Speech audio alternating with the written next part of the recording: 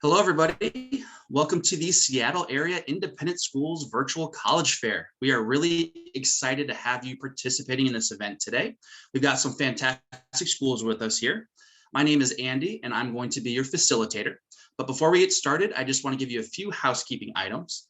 Your camera and microphone are off, so the panelists cannot see or hear you.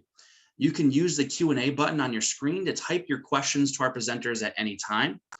This is just one of many different sessions that are happening too, so be sure to check out the schedule on the website for more sessions.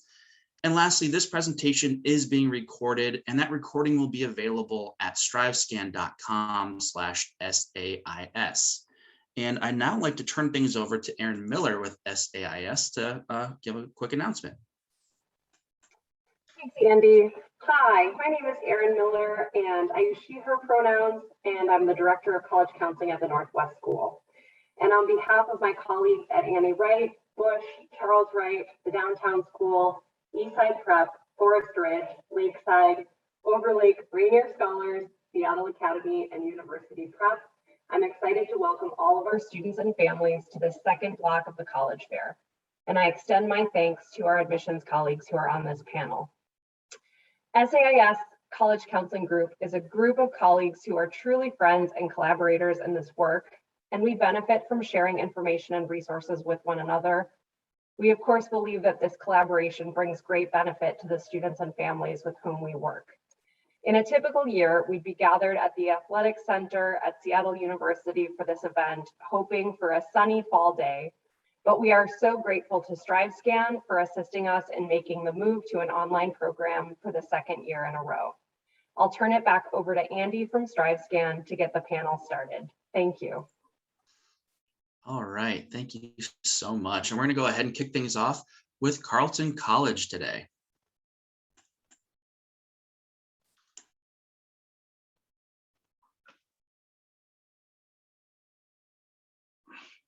One moment. All right, can everyone see that right now? It looks like it's on. Can I get a thumbs up, Andy? Yep, looks good. All right. Thanks, everyone. My name is Adam Webster. I'm the Director of Admissions at Carleton. I'm delighted to be here today. I am dreaming of one day actually getting to Seattle University to do this in person, but for now, I've got this. By the numbers, I thought you would like to sort of get a read on Carleton as it exists. We're a classic fully residential liberal arts undergraduate institution, 2,100 current students at time. All 50 states and a whole heap of foreign countries are here. I will say we are a predominantly white institution. We've worked hard on this, and our incoming cohorts the last 2 years are exceptionally diverse, at least per the historic norms here. On balance, a third of our students identify as BIPOC, and another 10 to 12% in any given cohort are international. And about that international footprint, for a small school located in southern Minnesota, more on that in a moment, you will find that we have a pretty strong global reach right now. We're just outside the Twin Cities, meaning even though we pride ourselves as being a small residential campus, it's easy to get to and from campus, all while sort of engaging with the outside world. So we're centered in this town called Northfield. It's a two-college town. It feels idyllic in the small town sense. I think you should know that if you've never been to Minnesota before, this is a friendly and happy place on balance, and you will find that everyone here goes out of their way to make sure you feel at home. And I think it generates that vibe for students who want to be in a fully residential place, but also not far away from town. The photo you see here is like 6-minute walk from the heart of Carleton's campus. So Carleton and Northfield grew up together. This is how you get there, right? Twin Cities are just up the road. That's Minneapolis-St. Paul International Airport. It means it's surprisingly easy to get here because we are a Delta hub, and I have booked many a flight to and from Seattle. It's surprisingly easy to get here. So also a strong international reach, particularly for East Asia, but you will find that our European coverage as part of the broader KLM Air France network is pretty strong as well. So for, like I said, Minnesota, this is a fairly accessible corner of the world. We also have the gift of space. We were founded 150 years ago, meaning our early founders of the college got serious about locking in a large arboretum, and we have an 800-acre arboretum flanking the edge of campus. Basically, think of it as 15 miles of trails running along a river and through the hills that permit you a chance to reconnect to nature or the landscape where you're doing your schooling. If you like to center yourself in that activity, this is a really good campus match for you. Yeah, we have winter. I should talk about it. I know Washington has winter. This is winter as they write it up in playbooks. It gets very cold here. I can guarantee you will experience 30 to 40 degrees below zero at least once as ambient air temperature. The flip side is right now, as I present to you, it's actually like 90 degrees here in Minneapolis right now. So it gets really hot. Temperature extremes are pronounced here because we're about as far from an ocean as you can get.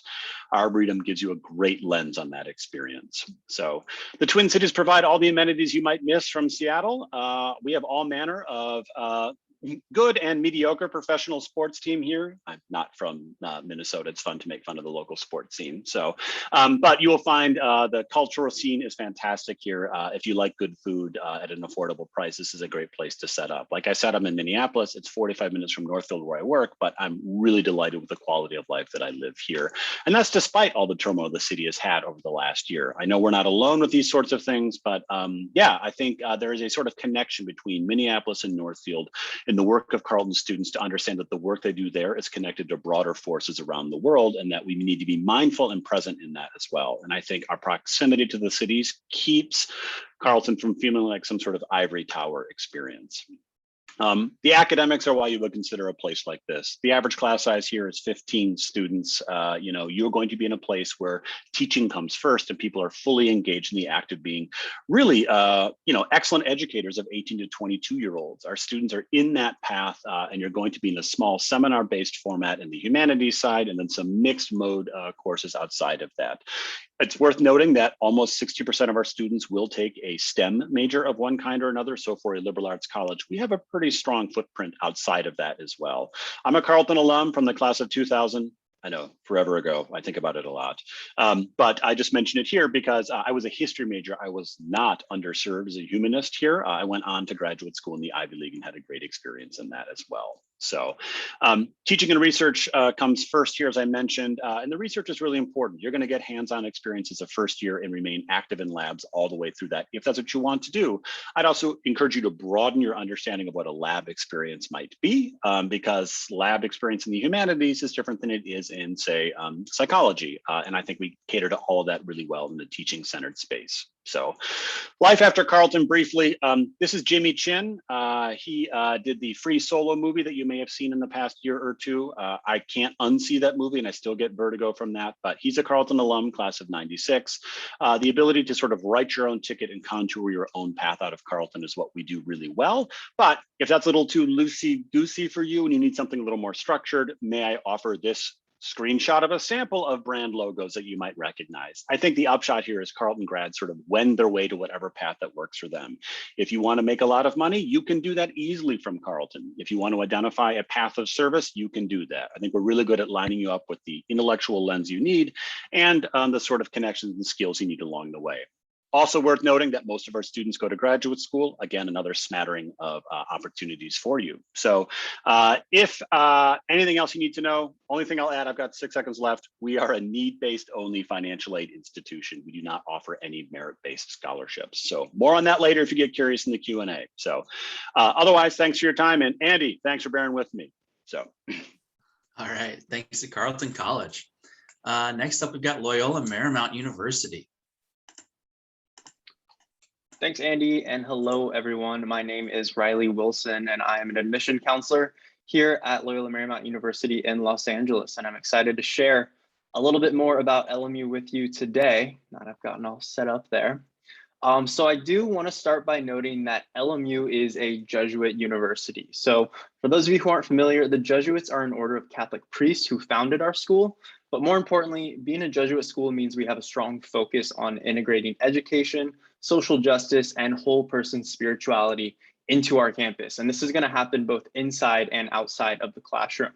Now, this Jesuit identity heavily influences our LMU mission, which is broken down into the 3 pillars you see here. We have the encouragement of learning, the education of the whole person, and service of faith and promotion of justice. Now, to put this simply, at LMU, learning really does go beyond the classroom, and that students are encouraged to seek out these learning experiences outside of just the courses that they are enrolled in. By committing to this education of the whole person, LMU gives an experience that integrates mind, body, and spirit, But essentially, it's not just what you're doing in the classroom that matters, it's who you are as a person. It's your involvements, your backgrounds, your life outside that really matters to everyone at LMU too. Students are going to be involved in so many different things here at LMU, all by their own choice, and they really take on many collaborative and leadership roles that matter to them. When it comes to that last one, the service of faith and promotion of justice, LMU is going to really challenge you to discover your beliefs about the world. We are a Catholic school, but we're also very proud of our spiritual diversity on campus. And the amount of Catholic versus non-Catholic students is actually 50-50.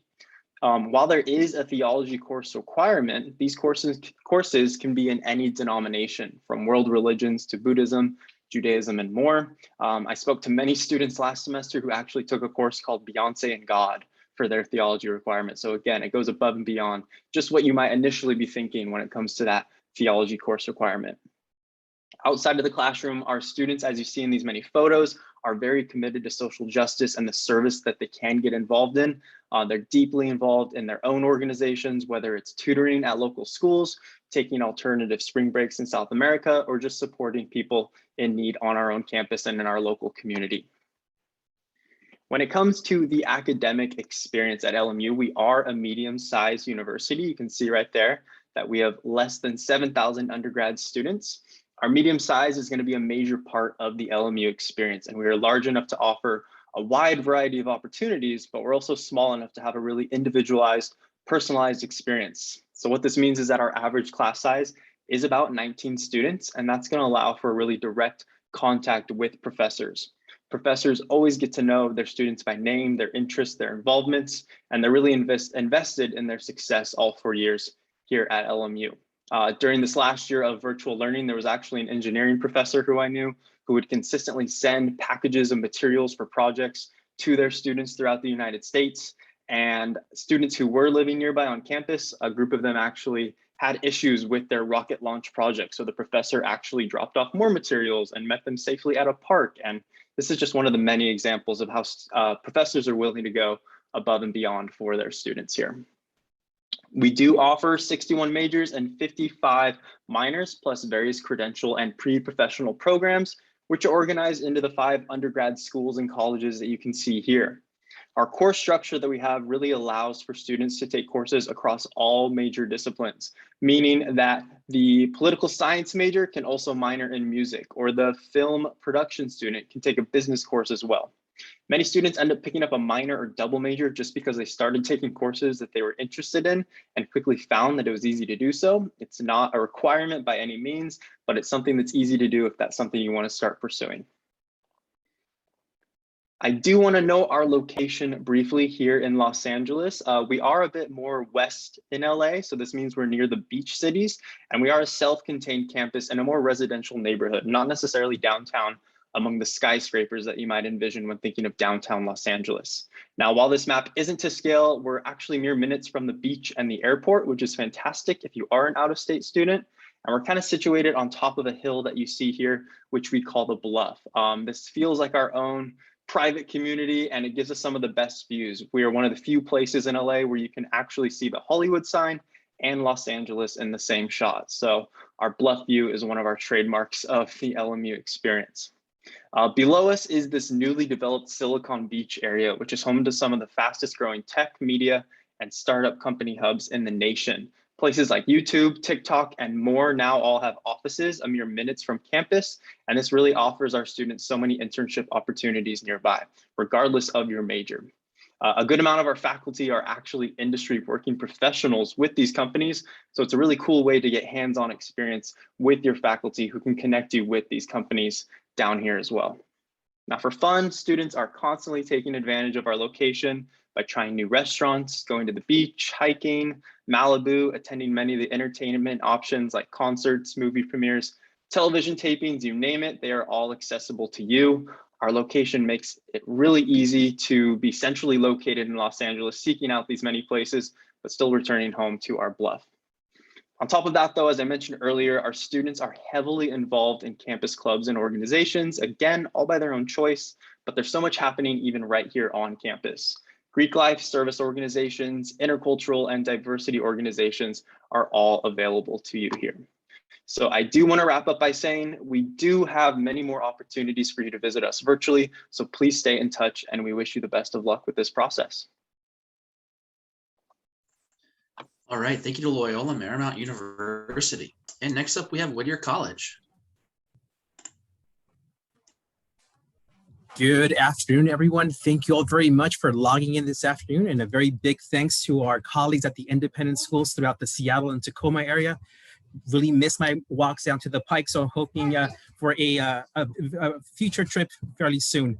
So Whittier College is a nationally ranked distinguished institution of the liberal arts. And I know that you probably have been hearing this particular phrase, liberal arts, being thrown around constantly. And I know that every single institution has its own way of defining it or making it its own. For us specifically here at Whittier, it's all about these three specific pillars: exploration, connection, and challenges. For us, we do hope that our academic curriculum, infused with the co-curricular activities, gives you all the opportunity to explore the various opportunities that the college provides you. Ultimately, there comes that idea of making connections. Perhaps you may be sitting in a sociology class and out of nowhere, the professor brings up a concept that you were learning in a business class. Connection is a big component of the overall liberal arts curriculum at Whittier. And then ultimately, there's the idea of challenge. Whether you are challenging yourself academically or socially speaking by being involved in one of the many different co-curricular activities that we provide our students, we do hope that these 4 years you have the opportunity to step outside of your comfort zone and try out different things that Whittier has to offer. We are located in Southern California, not too far from our colleagues at LMU. We are literally right in between the borders of Los Angeles and Orange County. Los Angeles is about maybe 35 minutes away, and then Disneyland, Orange County is about maybe 40 minutes away. But for anyone who has traveled throughout Southern California, obviously traffic is a big issue. So don't take my word when I say that downtown LA and Disneyland is only about 35 to 40 minutes away. Obviously, you're coming to Southern California for an education. And what we say that brings our students tons of unique opportunities is the fact that we are surrounded by multiple different entities when it comes to businesses, both in the for-profit and for the not-for-profit side. If you have more of a curiosity to learn more about the different opportunities that we provide our students when it comes to internships and career placements, you can jump on our website at any given point in time and learn more about what our students are up to. When it comes to our academic offerings, again, we are a liberal arts institution. We provide our students over 35 different academic programs to choose from. One thing I always stress when talking about our academic offerings is that while, yes, we will ask you what are your top 2, your top 3 intended majors, we are not admitting any of our students into an academic program. Ultimately, the decision is yours to decide which academic path you wish to tackle. We admit our students as a whole into the college, and then our academic advisors are constantly checking in with our students, providing advice to ensure that you're on the right path to graduate in a timely fashion. Some of our most popular programs include kinesiology, history, political science, business. We also have a few pre-professional programs such as pre-law, pre-med, pre-physical therapy, and we also have a very unique program titled the Whittier Scholars Program, which allows our students to self-design their own academic major. Again, we are a very small institution. We are a residential institution. We have, roughly speaking, about 1,700 students. The average class size is about 19, and then the overall student to faculty ratio is about 12:1. And we proudly always like to brag that 0 of our students go by ignore here at Whittier College. And one thing that I will also add about our undergraduate opportunities is the fact that 100% of our courses are taught by faculty. So there's no such thing as a teacher's assistant or a graduate student conducting any of our classes. We are also a very inclusive, diverse institution. Year over year, Whittier has been ranked as one of the most diverse institutions in the entire nation. And that's a recognition that we're definitely very happy, very proud to have. We are attracting students from various walks of life. In the last 5 to 7 years, Whittier has also been distinguished as a Hispanic serving institution, meaning that a little over 25% of our student body identifies as Hispanic or Latinx. When it comes to financial aid, we do provide our students plenty of opportunities for them to finance their education at Whittier. 100% of our students that are admitted into the college are taken into consideration for what we call the John Greenleaf Whittier Scholarship. This particular scholarship is a merit scholarship, so it ranks from about $15,000 up to $36,000 per year. There's also a series of need-based assistance, which comes to us via financial aid. We also provide multiple different additional types of micro scholarships, such as our leadership scholarship and our talent scholarship. Our admission process, really quick here, because I know I'm running out of time. We are a common application school. We have an early action and then a regular decision deadlines. The early action is scheduled for November 15th, regular decision scheduled for November 1st. You can see here our academic profile as well. One thing I would like to stress about our admission process is the fact that we do not charge an application fee, and we're also a test optional institution. I know I'm running out of time, but if you ever wish to connect with us at any given point in time, you can follow us on Instagram, Twitter, YouTube, you name it, and we'll be more than happy to connect with you at a much later time. Thank you all very much. All right, thank you to Whittier College. And next up, we have Brandeis University. Hi, everyone. My name is Lindsay Hoyt. I'm an associate director at Brandeis University. I will actually be jumping on a plane for the first time in almost 2 years on Tuesday to come out to your side of the country. So hopefully I can meet some of you guys in person. So let's bring it over to Massachusetts and talk a little bit about Brandeis. We are a medium-sized research institution. We're about 9 miles outside of Boston. So you get a great combination of kind of really great access to an incredible city like Boston while still having a really beautiful self-contained campus, which you can see here on our screen. We were founded in 1948, so we're a relatively young university, especially for up here in New England. But we were founded at a time when higher education was very limited to students based on race, gender, ethnicity, religion, all of those different identities. So the American Jewish community came together and founded Brandeis University as an institution that would be open to everyone, regardless of any of those factors. And that founding really still informs who we are and what we do today. So you can see on the screen these 3 values that we have here that come from that founding from the American Jewish community. We are not a religious institution, but we do take many of our values and our from that founding. So as I mentioned, we are a major research institution. We're a tier 1 research school. The average tier 1 research school has about 26,000 undergraduate students. We have about 3,600. So if research is something that you're interested in, whether that's scientific or in the humanities or the social sciences, there is research going on across all of the university, and our undergraduate students are doing a lot of that. So if that's something you're interested in, this might be a great place for you. We also really value kind of the traditional liberal arts, things like developing critical thinking and writing skills and all of those. So it's a great combination with that hard research, but also that liberal arts kind of foundation as well. We are also very social justice oriented at Brandeis, certainly coming from that founding as well. So our students are really thinking about what they're doing with their time at Brandeis and what they plan to do afterwards and how they're really going to use their education and their resources to kind of make the world around them a better place to be. So our students are always kind of thinking about that.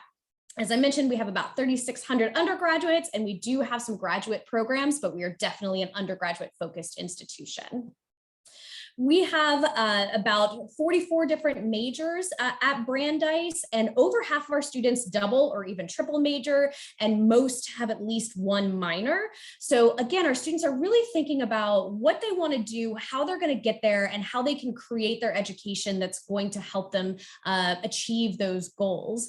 When you're applying to Brandeis, you don't apply into a specific major or a part of the university. You just apply to Brandeis, and you can come here and take classes in all of the different majors and programs and really decide, what you love, what you're good at. We want you to have some time to make those decisions and to really explore all of the different academic offerings at Brandeis. So many of our students take advantage of that and double major, triple major, have minors to really build a unique skill set and educational experience as well. You can see some of our more popular majors here. Health Science, Society, and Policy is basically a public health degree. That's a very popular one. Also very popular to double with something else. So many of our students who are interested in going into the medical profession or anything in kind of social services, in policy creation involving healthcare, all of those kinds of things can add in that HSSP major to get that public health aspect to their education as well. So those are some of our more popular majors, but of course we've got great majors all across the university. A little bit about the admissions process. Oh, I'm going through this so fast. The admissions process, we are on the Common App. We do review holistically, and you can see a couple of our deadlines here. We do have early decision 1 and 2. So if you do some research, maybe you get to visit virtually or in person, and you decide that Brandeis is absolutely your number 1, we do have those early decision binding options, but most of our students come through regular decision. So if binding is not where you see yourself, that is totally fine. You can apply through regular decision as well. We do meet full financial need for our students, and we offer merit scholarships as well. So check out the website to see what that's about. The merit scholarships don't require any extra applications or anything like that. And the need-based aid, of course, requires the CSS profile and the FAFSA as well. And lastly, we are test optional, and we have been test optional for years now. This isn't new due to the pandemic and the last couple of years. So we are well acquainted with reading applications that don't have test scores. There are a few different ways that you can apply to Brandeis, so do kind of check it out on the website. They are right here as well. You can submit test scores if you have them, you feel good about them, you want to do that, that's great. You can also submit a combination of other tests if you take an AP test or IB exam, something like that.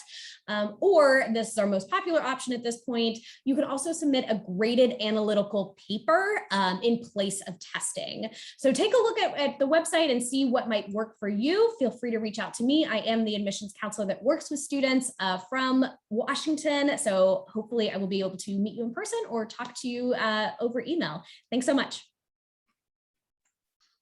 All right, thank you so much to Brandeis University. And next up, we have Rensselaer Polytechnic Institute. Hi, everyone. My name is Mike Medina. I am one of the admissions officers for Rensselaer Polytechnic Institute, or RPI for short.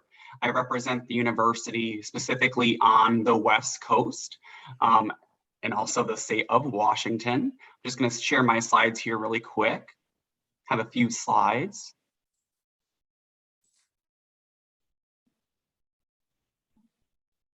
So it looks like my button is hidden, so I'll just go ahead and move down the slides here. So in terms of who we are, Rensselaer is America's first technological research university, founded approximately 200 years ago. Today, we are a campus comprised of approximately 6,200 undergraduate students, and our students span from all 50 states throughout the country, as well as about 60 countries throughout the world, primarily the countries of China and India. So great representation, about 15 to 20% of our students are international students from across the world. Given our medium size as a research university, how our classrooms kind of look in terms of how that number looks in a classroom environment, most of our classes still have 40 students in them or fewer. So still giving you the ability to develop connections and relationships with your faculty members. Our student to faculty ratio is in fact about 12 to 1. So again, giving you the ability to learn alongside them, research with them, and really being able to build those connections with your professors. Given that we are a research university, we have a lot of different spaces and facilities geared toward that. And also collaboration is built in mind with their design. We have more than 30 different centers across campus that span our different research pillars and areas that students want to conduct research within.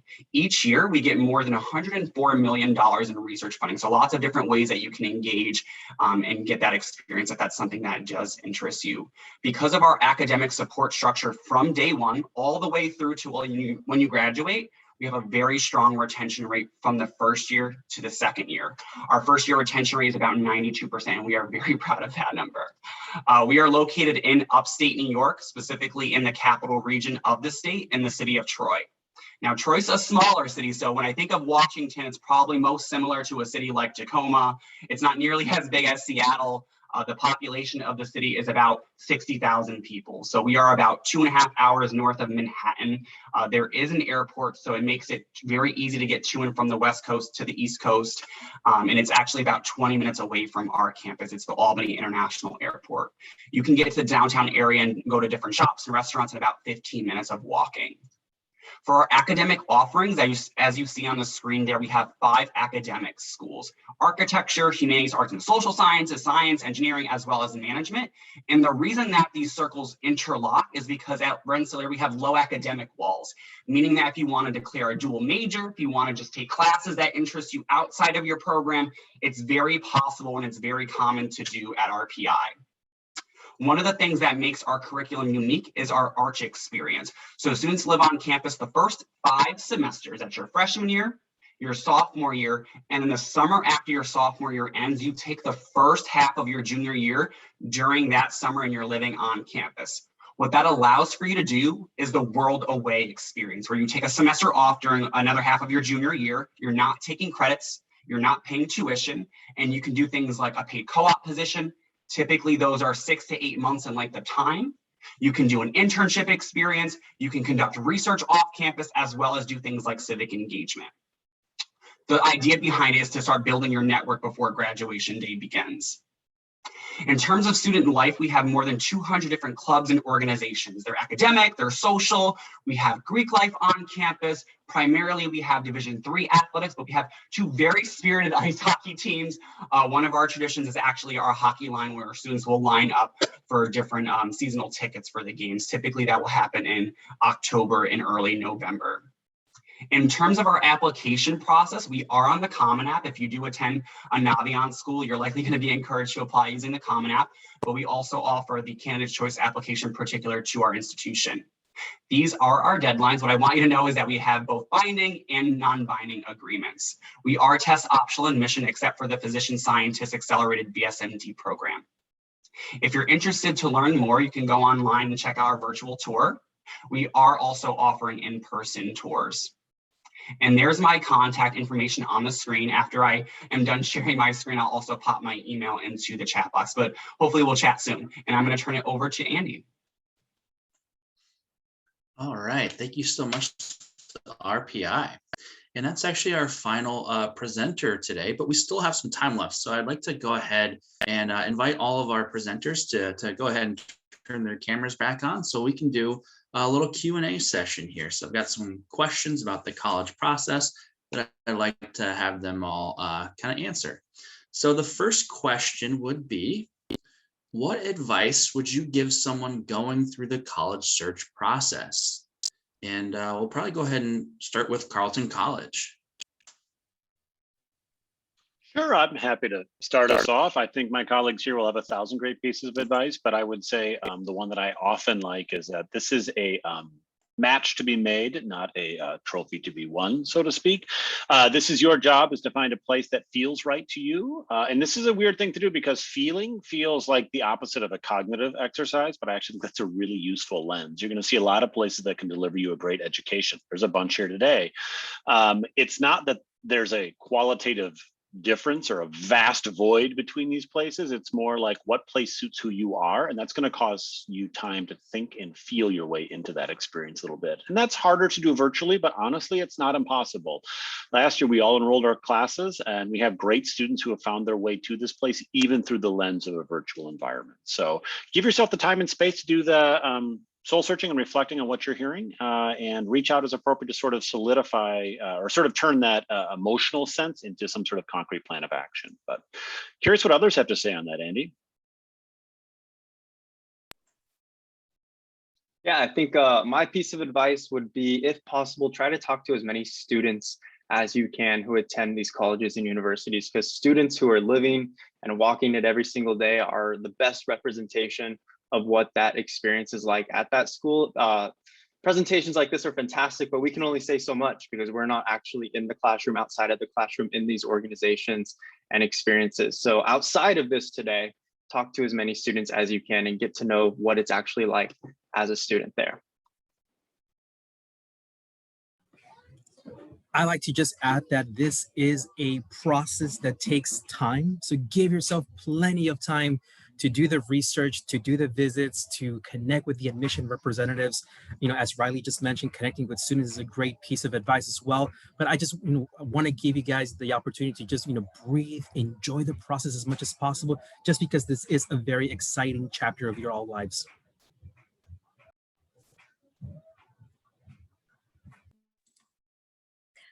So I always tell students that I think it's really important that the kind of when you're looking at different schools and doing that research, it's kind of a 3-step thing. And I think some people forget the 3rd step. I think the first step is figuring out what you want from your college experience. The second step is finding schools that offer that. But the 3rd step is making sure that you're going to have access to them. So if a university offers something, but it's only available for some students or for graduate students, then that might not be right for you. So make sure that you're, making sure that you have access to whatever those experiences are that you want at an institution. I would say make connections. The process, as Erasmus just said, it's a long process. You're going to have a lot of information within your fingertips, lots of schools with lots of things that you're thinking about and lots of things to consider. So make connections and reach out to your counselors. All of our contact information is now listed in the chat box. I would highly recommend, reaching out and building those relationships. Great, thank you. Lots of really good advice there. Next question. What's one thing that you want students to remember about your school? And we'll go ahead and start with Carleton again. I feel like I'm the top of the order on all these here. So I'll just say that, I think we do a version of liberal arts college in a really good register, right? The academic standards are really high, but this is a pretty playful place to be. I don't think people here take themselves too seriously. And that lends itself to a happier college experience on balance. College should be a place where you spread your wings and try on new versions of yourself. And that's a lot easier when you're in a place where you feel supported by your peers and classmates, faculty, and staff. And we've been working on honing that. I don't think we're perfect, don't get me wrong, but we've been spending a lot of time and money at this for a long time. So I'll leave it at there. For us here at LMU, I would say that emphasis on the whole person that I spoke to when I briefly shared is crucial to the LMU experience. As I said, we care so much, obviously, about your academics, but just who you are as a person and what your passions are, what your interests are, and how you can take that with you inside and outside of the classroom. Things that you're going to do in your personal life still are of the utmost importance and things we want to hear about. And that's going to grow even more at your time here. For us at Whittier, I would say that I hope you guys can take away the fact that Whittier is a diverse institution in a diverse city that provides students the opportunity to step out of their comfort zone, not only academically speaking, but also, personally speaking as well via our co-curricular activities. I think at Brandeis, we want you to remember that, this is an institution that's rooted in social justice. Everything that we do, from research to our clubs and organizations, has that root in it, and the type of students who really thrive here have that kind of embedded in their heart and soul. It's a very inclusive, welcoming environment. Definitely, academically rigorous, but much more kind of community-based than kind of competitive, is what I'd like you to remember about Brandeis. A Rensselaer student once said to my colleague that the average RPI student is a quote unquote chill nerd. So if that's someone that you describe yourself as, you're very passionate about whatever major you want to go into and whatever you want to do with your career, but you're more relaxed and you really want to be involved on your campus, that's kind of what the Rensselaer student is like. Great, awesome. Another question, what is one myth that you'd like to debunk on the college admissions process? And who should we start with? How about Carleton? Andy, you had me going. I thought you were going to shake it up again. So, yeah, I mean, I think there's a lot. And I think everyone here is an admissions practitioner with their own bone to pick about this kind of stuff. But I will say that on behalf of the industry, we're actually professionals. And we spend a lot of our time thinking about how and owning the responsibility of being the people who assemble cohorts of students that make up our communities, right? And that means that we really do all practice in some form or fashion holistic reviews of the candidates who come in. There is this idea that we have some algorithm governing who gets in or not. And the truth is we all read and lavish attention to the applicants here to find those matches that I alluded to earlier, that like there's something that the student may not even know yet that it feels particularly resonant for a Carleton experience. And I think this is a match made even if the numbers are sort of fall outside of quote, the averages that everyone looks at online. Have some trust and faith in yourself, because honestly, we spend a lot of our time thinking about that match, that like against long odds, saying like there's a great chance that this person could take off here. We're trying to put people in a position to thrive. And that I think is the reason people do admissions work, because otherwise the hours are pretty long. It's a Sunday afternoon, right, folks? So I'll hand it off to my colleagues. I definitely share Adam's thoughts as well. And I think I would add on by saying, I think there's sometimes a concern or a stress of just even talking to us, the admission counselors and workers, and what types of questions you should or shouldn't be asking, but just know that we are people on the other end of the email or the phone call. And we want to talk to you as a person, not as an admissions rep or someone who's, you know, constantly thinking about just the admissions process. We just want to answer your questions for you specifically. They're going to help you feel better about the process, no matter what school you're looking at, even if it's not ours, just helping you with the process, because it can be complicated and confusing at times.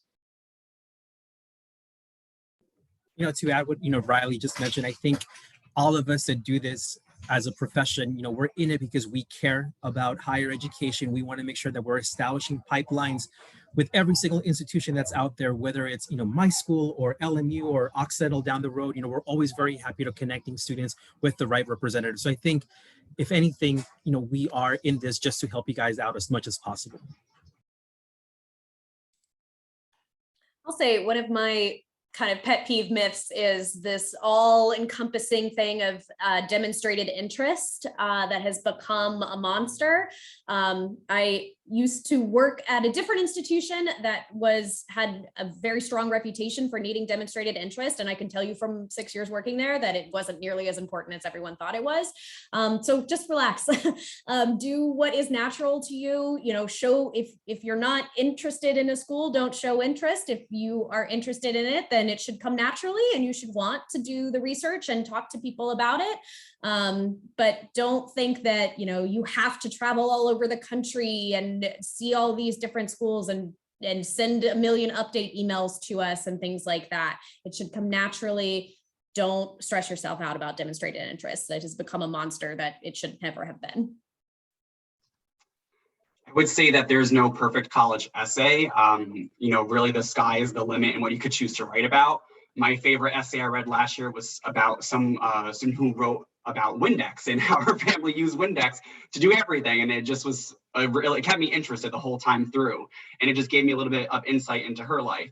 But another student wrote about the word jump and how he took risks. And, you know, it was a very unique way that he wrote it. So whatever adds something to your application that tells us a little bit more about you, it could be truly anything. Awesome. Thank you. A lot of really, really great insights there. A lot of good advice too. So I really appreciate all of your responses to that. I also appreciate all of our presenters for sharing more about their institution today. But we have actually gotten to the end of our session today. So I also want to say thank you to all of you for joining us today. When you close this window, there is going to be a link to a very quick 5-question survey. We'd appreciate any feedback that you can provide. We also encourage you to check back at the schedule and sign up for more sessions, because we do have some more today. And again, you will be able to find this session's recording as well as all of the other session recordings at strivescan.com/SAIS. Thanks again and enjoy the rest of the fair.